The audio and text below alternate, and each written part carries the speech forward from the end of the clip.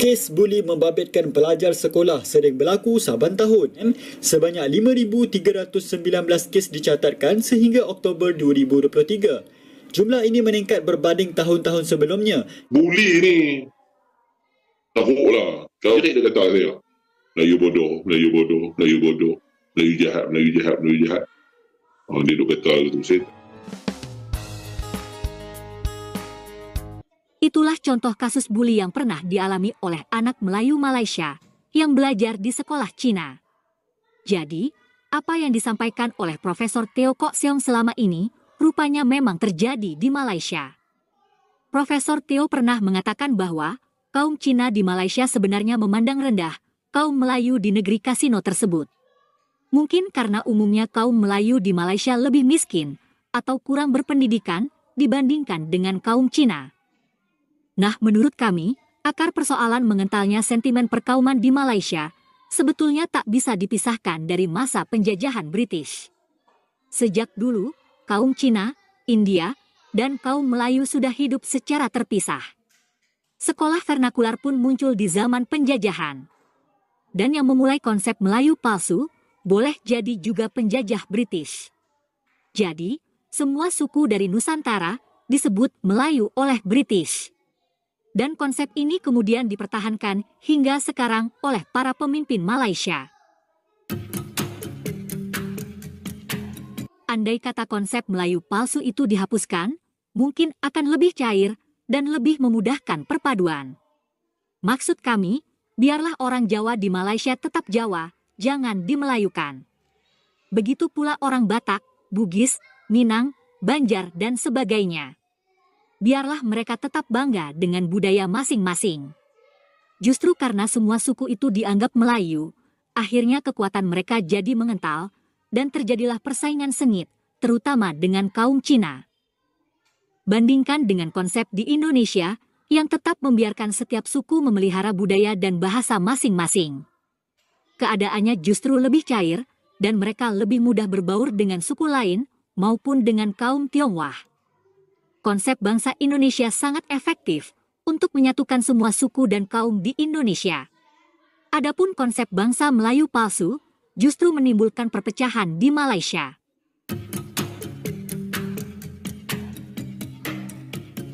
Konsep bangsa Melayu palsu Malaysia itulah yang menimbulkan persoalan ketika hendak diekspor ke Indonesia, ketika semua suku di Indonesia mau dimelayukan. Akhirnya semua budaya suku di Nusantara pun dianggap sebagai budaya Melayu dan kemudian diklaim sebagai budaya Melayu Malaysia. Itulah yang bikin kesal, bahkan marah orang Indonesia. Menyebut orang Jawa atau Sunda sebagai orang Melayu saja, itu merupakan bentuk penghinaan. Apalagi, Malaysia kemudian juga mencuri budaya Jawa atau Sunda atau suku lain dan dianggap pula sebagai budaya Melayu Malaysia. Tentu saja, bikin marah orang Indonesia. Selain konsep bangsa Melayu palsu, bahasa Melayu Malaysia pun sebenarnya juga bahasa palsu, bukan bahasa Melayu asli. Seperti juga bahasa Indonesia, bahasa Melayu Malaysia telah menyerap banyak kosakata asing, termasuk dari bahasa Inggris. Karena itu, bahasa Melayu Malaysia sebenarnya sudah tidak murni atau bahasa Melayu palsu. Yang asli adalah bahasa Melayu di banyak daerah di Nusantara. Bahasa Melayu Malaysia itu sebetulnya pula dipinjam dari wilayah Sumatera. Tapi di Malaysia, bahasa Melayu bukan saja sudah tidak asli lagi, tapi juga telah rusak. Malaysia merusak bahasa Melayu itu menjadi bahasa rojak atau bahasa Melayu yang dicampur dengan bahasa Inggris. Itulah yang bikin kesal orang Indonesia. Bukan hanya merusak, kaum Melayu negeri kasino juga gagal memartabatkan bahasa Melayu tersebut, sehingga bahasa Melayu Malaysia tidak punya nilai ekonomi, jadi bahasa murahan. Karena sudah tidak asli lagi, dan sudah dirusak pula, sebetulnya tidaklah tepat disebut sebagai bahasa Melayu. Akan lebih pas jika disebut dengan bahasa Malaysia. Adapun nama bahasa Indonesia justru lebih tepat. Karena bahasa Indonesia telah menyerap banyak kosakata asing. Bahasa Indonesia juga telah dikembangkan. Dengan nama bahasa Indonesia, bangsa Indonesia justru lebih bebas mengembangkan bahasa. Karena itu pula, amat tidak tepat pula jika bahasa Indonesia diberi label Melayu. Apalagi bahasa Melayu yang asli, di banyak daerah di Indonesia, juga masih terawat dengan baik. Dengan kata lain, konsep bangsa dan bahasa di Malaysia amat membingungkan. Katanya bangsa Melayu, tapi sebetulnya sebagian besar Melayu palsu. Katanya bahasa Melayu, tapi bahasa Melayu itu sebetulnya menjadi rusak di negeri kasino Malaysia. Nah, video berikut ini bukan mengenai bahasa, melainkan tentang dampak kacaunya konsep bangsa Melayu di Malaysia. Konsep bangsa Melayu palsu tersebut menyebabkan konflik sengit, terutama dengan kaum Cina, sehingga menimbulkan kasus buli.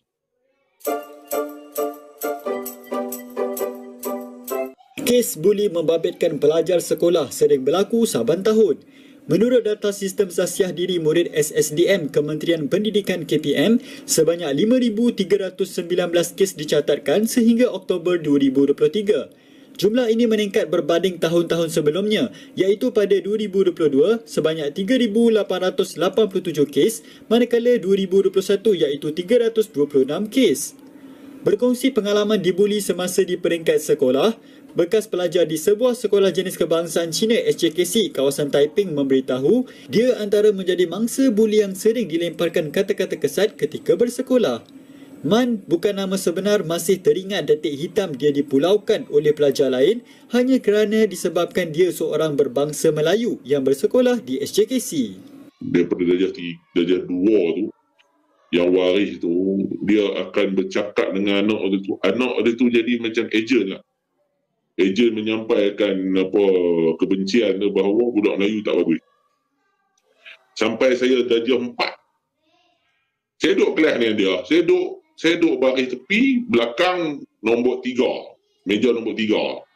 Dia meja baris nombor 3, meja last sekali. Dia kerja menjerit, dia kata saya, Melayu bodoh, Melayu bodoh, Melayu bodoh, Melayu jahat, Melayu jahat, Melayu jahat. Dia duduk kata gitu. Saya tak ingat nama dia, saya tak ingat, tapi saya cam muka dia. Buli ni, teruklah. Kalau kata budak lah, saya rasa mau dia report polis, mau polis mai lah. Mai sampai ke sekolah lah. Kita kena tatuk dengan beg ni. Tengah-tengah belajar kan, dia pun ambil beg. Boom. Buat empuk dia kepala. Selain itu, Man pernah digambarkan dengan persepsi buruk yang boleh mengundang ketidakharmonian. Dia turut mengakui kejadian yang berlaku menimpa dirinya mencabar emosi dan mental ketika di usia kanak-kanak. Cakap kita ni, kita balik Mandarin. Tapi kita faham lah apa dia cakap. Dia renyih lah. Saya tahu dia cakap apa. Dia kata benda yang sama. Dia kata bahaya Melayu ni. Dia belajar, nanti dia jadi senjata untuk orang Melayu lawan kita. Oh, sampai yang tu dengan budak kot. Bukan orang tua.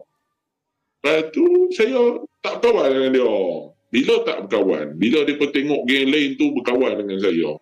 Dia duk pergi cucuk lah. Dia pergi cucuk seorang-seorang. Resis kuat masa sekolah tu. Masa di sekolah tu resis kuat. Sangat kuat. Cucuk. Kalau tengah main ni boleh berhenti. Tak mesti. Tengah main naciligan dekat padang tu boleh berhenti. Kerana saya ada 1, 2, 3, ada 5 gelanggar. 5 berhenti. Tak bagi saya main. Bagi Man, meskipun kejadian buli menimpa dirinya, dia tetap bersabar dan tidak mampu berbuat apa-apa. Balik sekolah, dia ada Samsing tunggu depan pagar. Geng Samsing pelajar Cina lah. Saya ingat darjah 3. Mereka ada berapa orang? 10 orang. Masa tu kita ada belajar silat lah, lebih kurang sikit lah. Ada untuk diri sendiri lah kan. Kau untuk bertempur pun untuk diri sendiri. Saya belajar pun seronok. Saya suka belajar. Tapi bila kena orang itu, kita ni lah 10 orang. Bukan ada pasal apa pun cik mesti. Saya tak kenal dia apa-apa. Mereka darjah 4, 5. Kita darjah 3. Dia tengok kulit kita lain pun. Dia tolak. Saya tengah jalan nak keluar pagar, dia tolak. Kita balik. Masa darjah 1, darjah 2, dia naik bas. Dia tolak itu. Kalau lah dia tolak, tertungging. Jatuh, memang report memang kena kan. Lah tak, zaman saya tu tolak. Tom.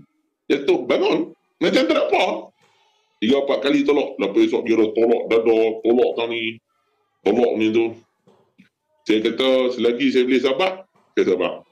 Selain berdepan dengan buli dengan pelajar lain, Man tidak dapat melupakan episod hitam yang menghantui dirinya melibatkan seorang guru. Ketika dia bermain dengan rakan sekolah, ada guru yang bertindak kasar ke atas dirinya. Main dekat dinding dekat kawasan lapang dekat sekolah tu, kami main sebelah pintu masuk sekolah. Lah ni pintu masuk tu dah tukar, saya pergi baru ni. Tempat yang saya main tu pun dah tak ada lah. Mereka buat bangunan lain. Saya lalu, saya main tang tu, saya jatuh. Bila saya jatuh, mereka kebetulan masa saya jatuh tu ada guru. Saya ingat PK saya rasa. PKM ke apa ke. Masa PK saya rasa dia. Ataupun cikgu biasa saya tak ingat lah. Lelaki. Rambut putih. Pakai Honda CB100. Saya jatuh tu betul-betul mengutuk dia, Cik Masih. Tangan ni jadi macam tu. Duduk tadah. Jatuh menerak.